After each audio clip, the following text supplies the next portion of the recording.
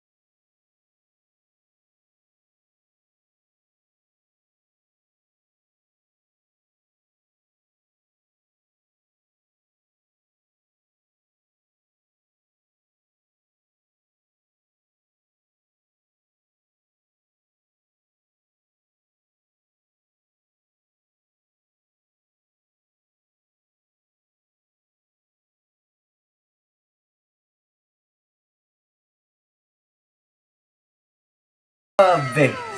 Sobrang ganda ng boses ni Miss Julian San Jose, di ba? Grabe yung kantang Hugot na ito. At saka, yung pagkanta niya sa nobela, Tagos sa Puso. Di ba sobrang ganda ng rendition ni Julian dito. At saka, sobrang linis ng kanyang boses dito. At saka yung mga riff and runs at falsetto niya, napakaganda. Wala na akong masabi dito sa kantang ito at saka sa kumanta. Ayun, sa rendition ni Julian. Sobrang ganda. At saka, ang fresh na fresh dito ni Julian, no? Sana all fresh. At saka, yung mga low notes niya, at saka yung pag-feel at pagdadama niya sa kanta is sobrang napakasakit at saka tagos na tagos talaga, 'di ba? Mafe-feel natin kasi yung mga singer kasi dapat talaga galing sa puso ang pagkanta. Kung ano ang mensahe ng kanta dapat dadamahin nyo. Kung lungkot, dapat malungkot ang kanta mo. Nasa sa'yo yan kung paano yung dadalhin, kung paano mo aakitin yung mga makikinig sa'yo at saka manonood sa'yo. At saka si Julian, sobrang galing niya. Tsaka, ang OPM ng boses talaga niya, di ba? At saka yung reference niya, ang linis, maganda. Wala na akong masabi dito.